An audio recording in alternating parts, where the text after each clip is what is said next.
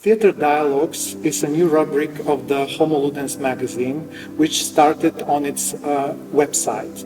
In this rubric, we would like to engage in conversations with outstanding figures on the contemporary theater stage and also with thinkers about theater. It's with great pleasure that we have as our guest today in the rubric the great theater director Robert Wilson, who is for the first time in Bulgaria to stage at the National Theatre a new staging of Shakespeare's Tempest. You make a revolution in the contemporary theater by shifting the dramatic text from its traditional position as a center of the performance, and you place there the visual image, the movement, and the compositions of the bodies in the space. Could you tell us about what inspired you to make this change? Well, I'm a visual artist, so I grew up in a small town in central Texas, and I didn't have a chance to go to the theater and to art museums because there were no theaters and no art museums. And it was not until my early 20s when I first went to New York did I go to see the theater. And I saw Broadway shows and I didn't like them. And I still don't for the most part. And I went to the opera and I didn't like that either. And in fact, I disliked it even more than the theater, the spoken words. And I saw the work of George Balanchine in the New York City Ballet, and I liked that very much. And I was especially attracted to Balanchine's, first of all, his way he dealt with abstraction.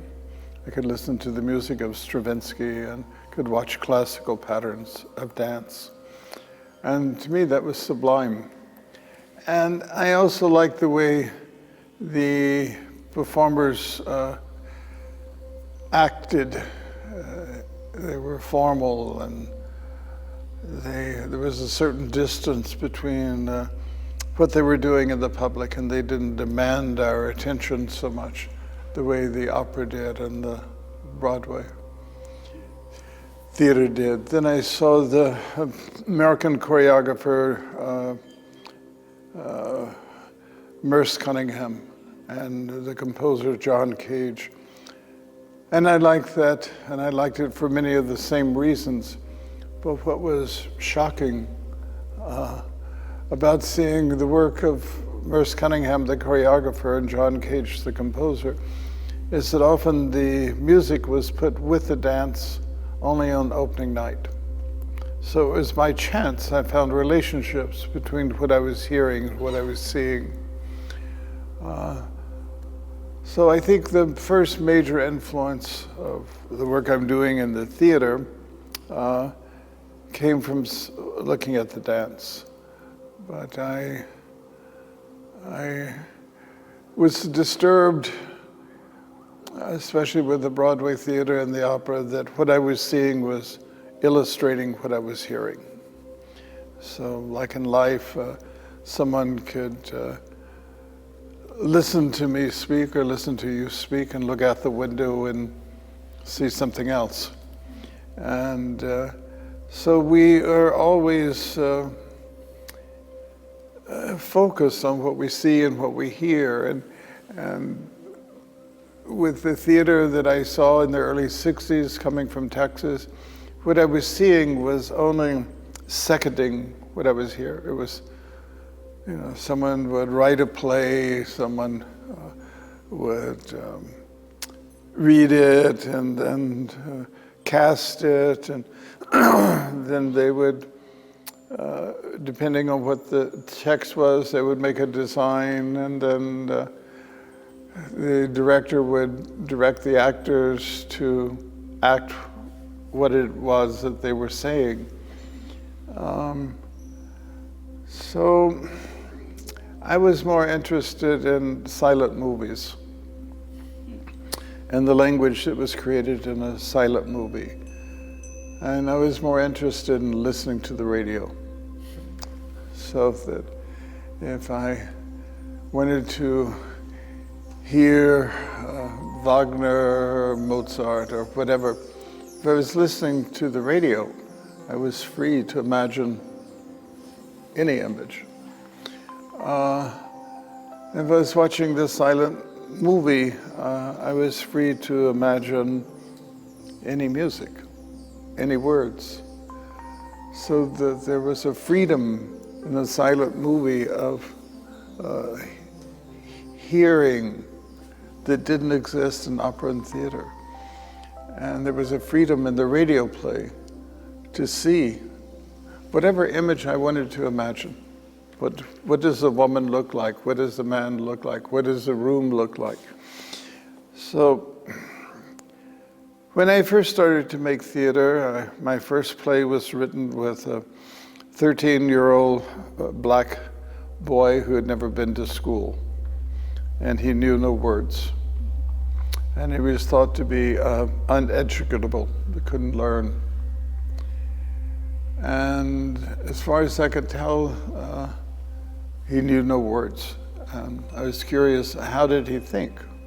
I thought in words, and I thought he was intelligent, perhaps highly intelligent.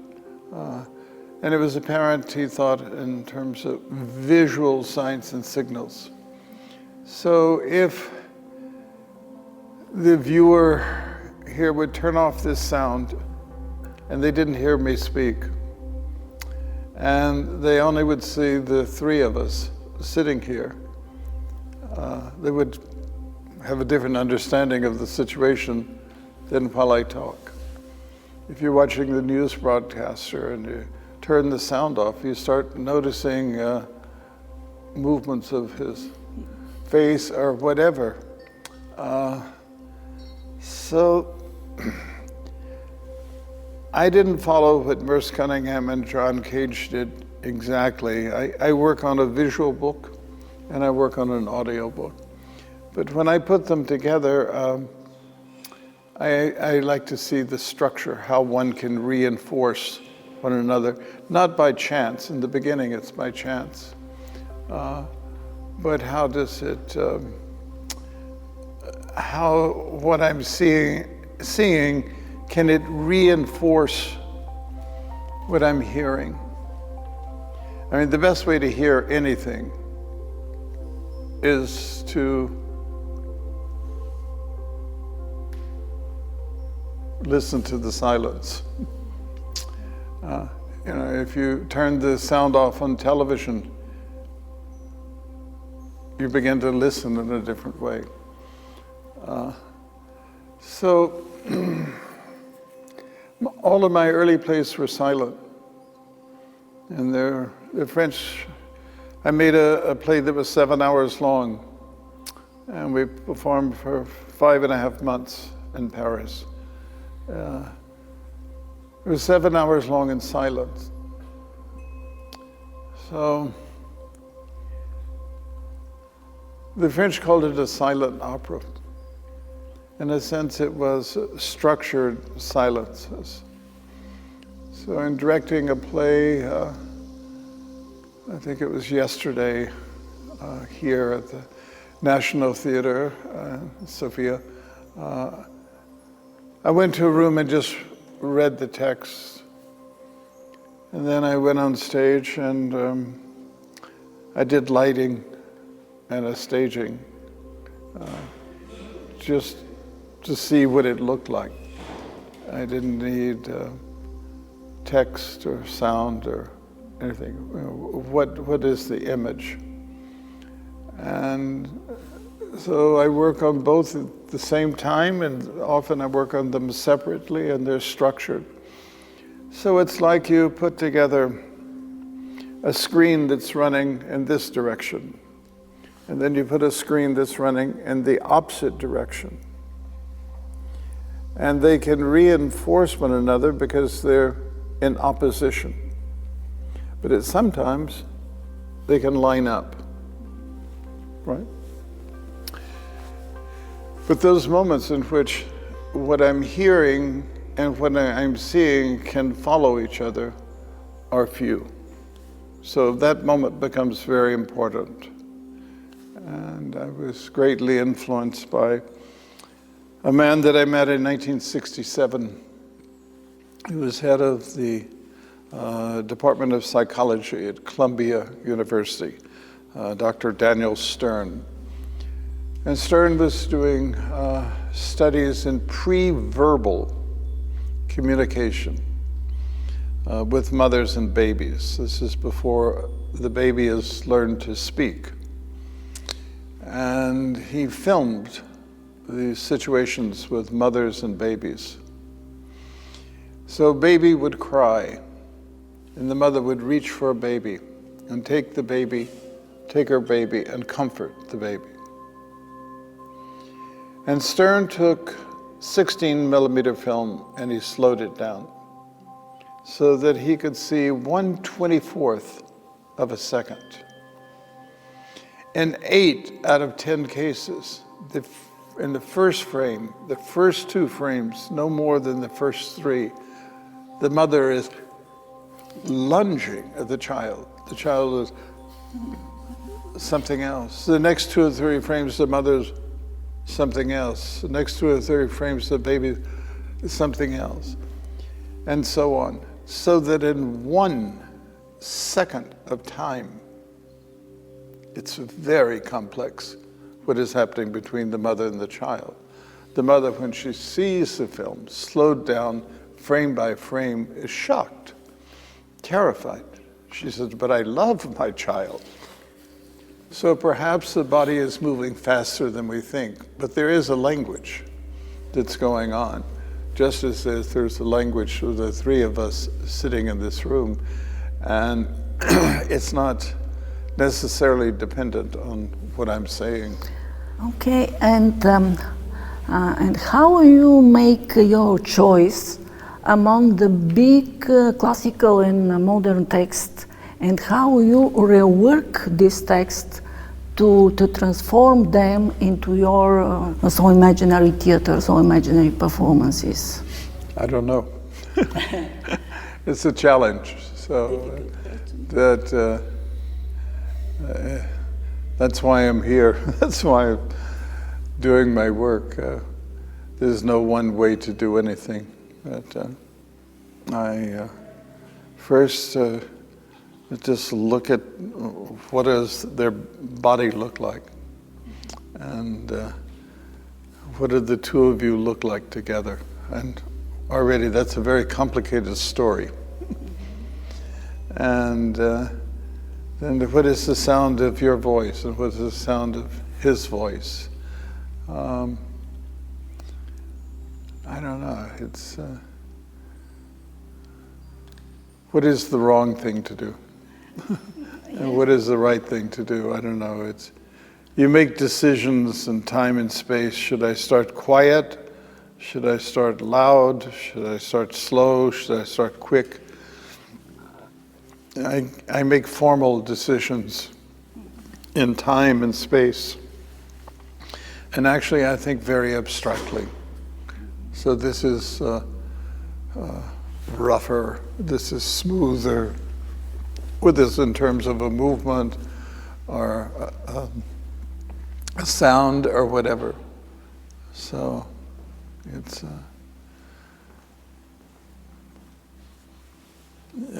hard for people to believe, but I usually construct, whether it's Shakespeare's Tempest or Shakespeare's King Lear or Wagner's The Ring. Yeah. It was put together very abstractly. Faust, I did. Goethe's Faust. And how you make this choice to decide, I will put Faust, for example? I don't know. I work very intuitively. I don't like to talk a lot. And I get confused if I have ideas in my head. So I try to empty the ideas out of my head, and which is difficult to do sometimes. And you mentioned Faust. I mean, I had so many people telling me how to do Faust. And finally I just said, I don't want to hear anything, nothing. Don't tell me what Goethe was thinking about. You know, I had to find some key and something very simple. And it's something very simple so that I can see the whole picture very quick. And, I'll show you on a piece of paper here. So, for example, I did very early in my career, and I did a 12-hour play. They went from 7 in the evening to 7 in the morning. So it was something like this: Act 1, 2, 3, 4, 5, 6, 7. 1 and 7 related, 2 and 6 related, 3 and 5 related. The turning point was in the center of the 4th act, and you spiraled out of that to the 7th. So this was 12 hours, but I can tell you in less than a minute. So I studied architecture for 5 years with Sybil Moholy-Nagy, the Bauhaus, wife of the Bauhaus architect. And she said in the middle of the 3rd year, students, you have 3 minutes to design a city. Ready, go. So you had to think quickly. And I drew an apple. And I put inside the apple a crystal cube. And I turned it in. And she said, what is that? I said, it's a plan for a city. And she said, what are you thinking about? I said, well, this is a crystal cube. And our cities need centers, like a crystal cube, that is in the center of the village that can reflect the world, can reflect the universe. The way in a medieval village, the cathedral was the highest point in the village. It was a place where painters showed paintings, where composers wrote music and played music. The doors were open to anyone. You could walk in off the street, rich or poor, regardless of religion or whatever. There was a center in the village. It was the highest point in the village. So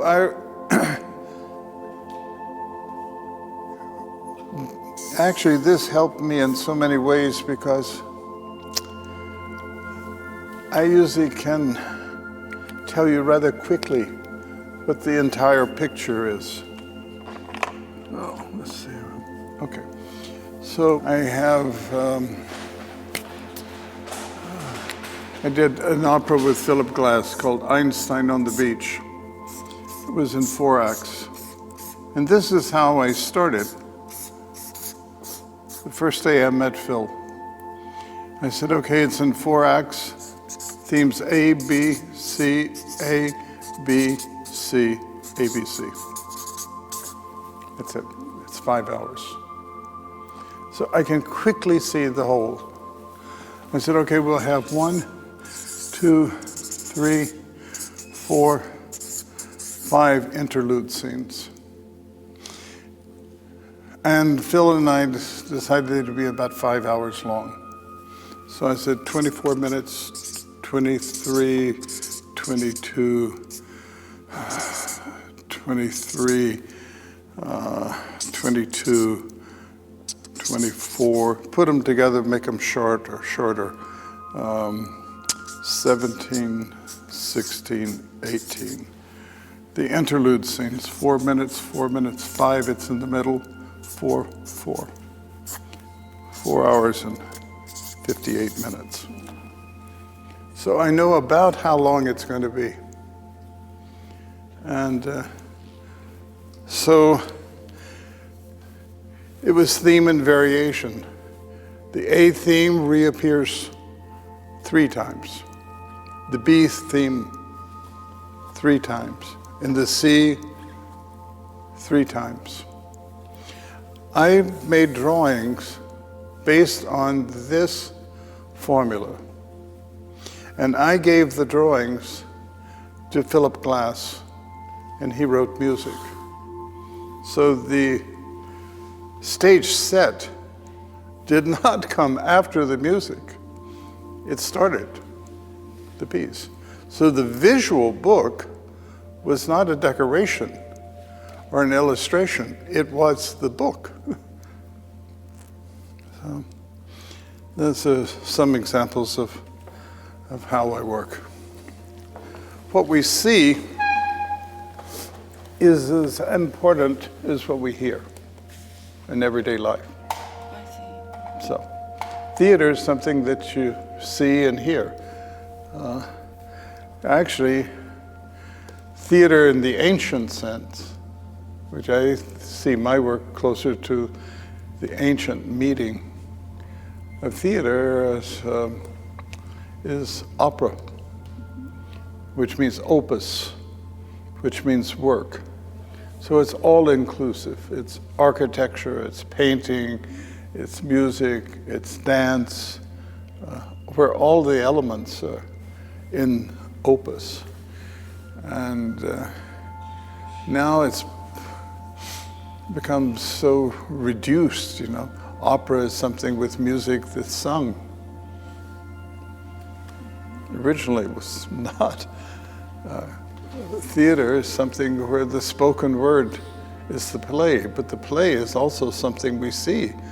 And what we see is, like in life, equally important to what we hear. In your performance, the focus falls especially on the bodies, on the objects in the place, and especially on the light.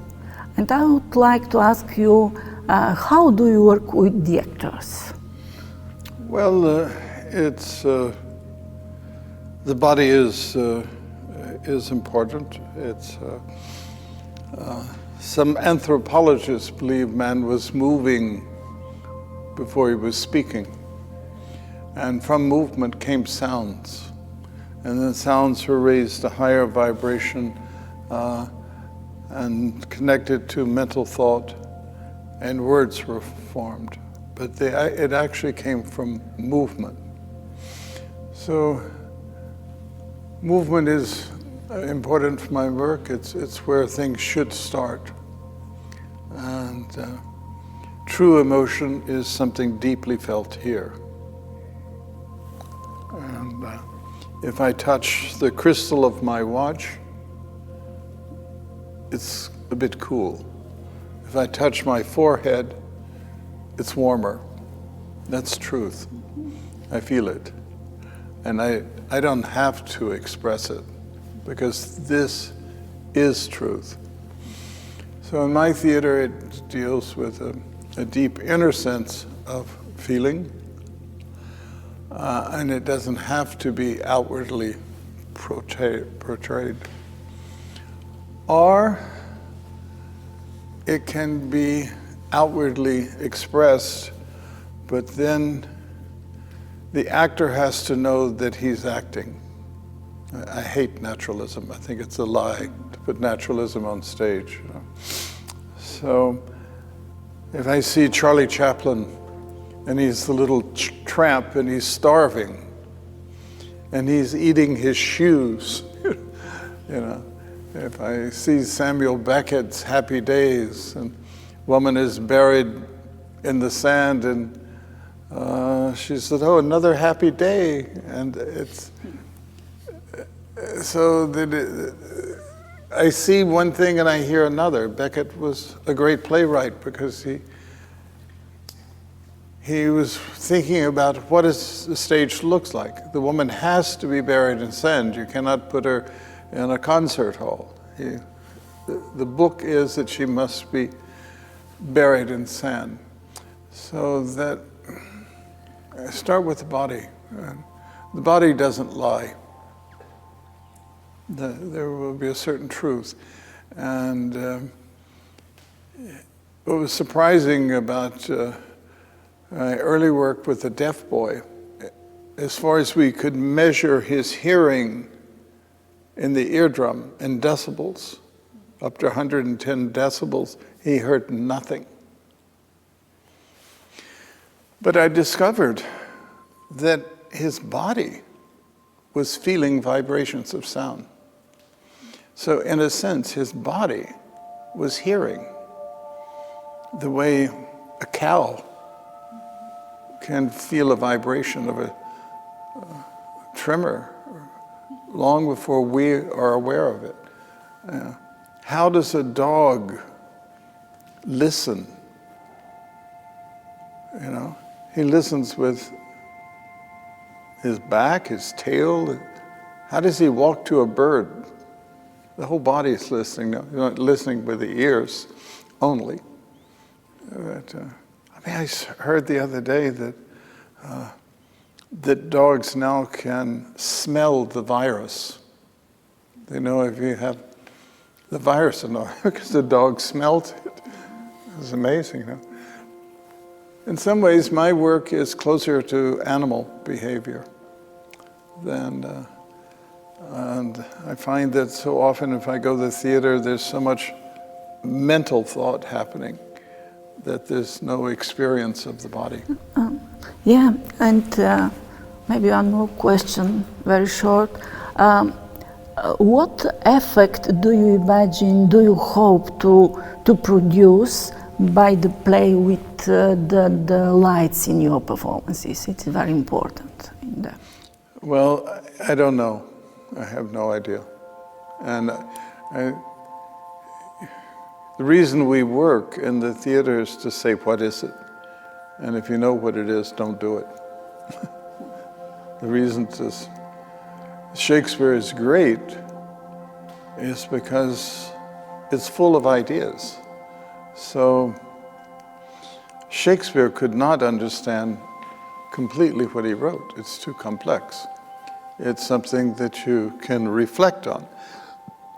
So you can see Hamlet one night and see it another night, and it's completely different.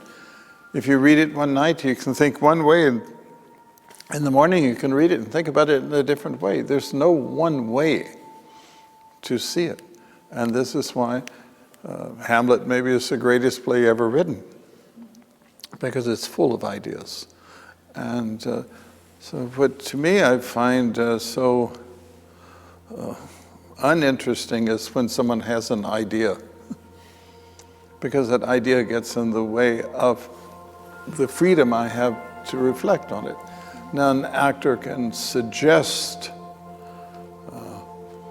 an attitude, can suggest an idea, but you should always say, what is it? How all occasions do inform against me and spur my dull revenge. Examples gross this earth exhort me.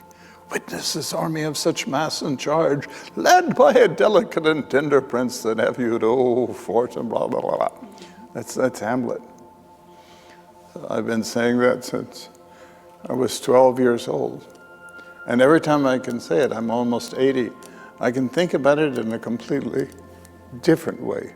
That's not to say it doesn't have meaning. It's full of meanings. But to find a director that wants to put an interpretation on it will limit the possibility of all these other ideas. So you can indicate, this is what I think I feel about something. The mother says she loves her baby, right? But we see something else is going on. So when Romeo says he loves Juliet, it's very complex. Okay. What you are saying is a very good link to the question which I wanted to ask you, because on our website, on the Homo Ludens magazine, we had the pleasure to watch your performance, Hamlet Monologue. recorded version. And yes, I also agree that the great texts like Hamlet, they change over time. And I especially want to ask you about this show, what inspired you to make it, because the unusual thing also about it is that you yourself play this theatrical role.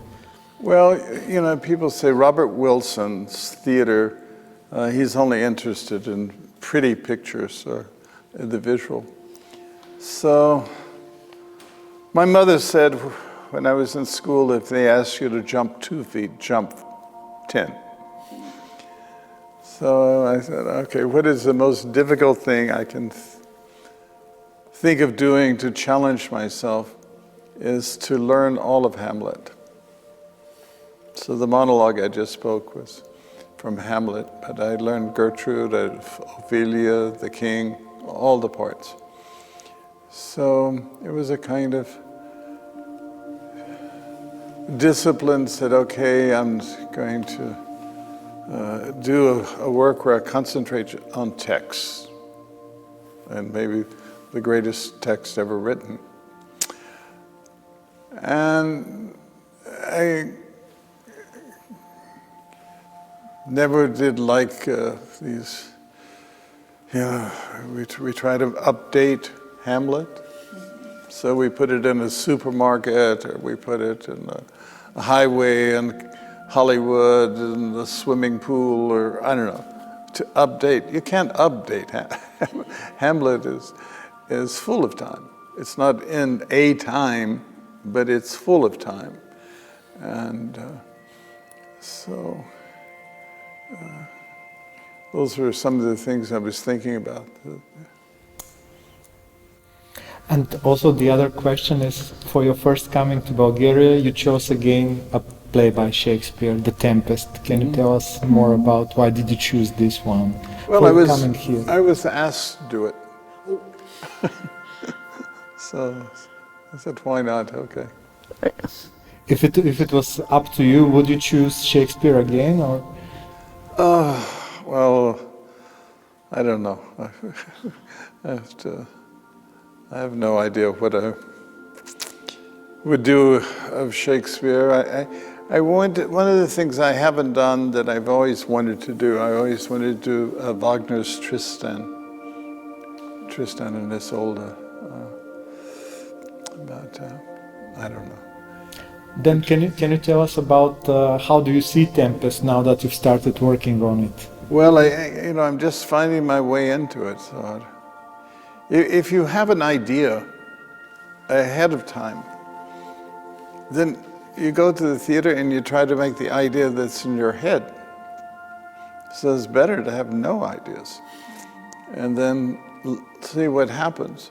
Because if I have an idea of what, then I waste my time trying to make that idea. And I could never imagine in New York or somewhere else, what would this theater look like? What would these actors look like? How would they move? How would they speak? And if I'm trying to imagine ahead of time, then I'm trying to put them in this pigeonhole. And so I'd rather, as I said, just go and let me hear their voice, let me see what they look like, let me see them move. And how do people complement each other? I mean, if I see the cameraman here and I see you, it's already very complicated. And it's such an interesting story to see the two of you together. Okay, thank you. Thank you very much for your... Okay, thank you.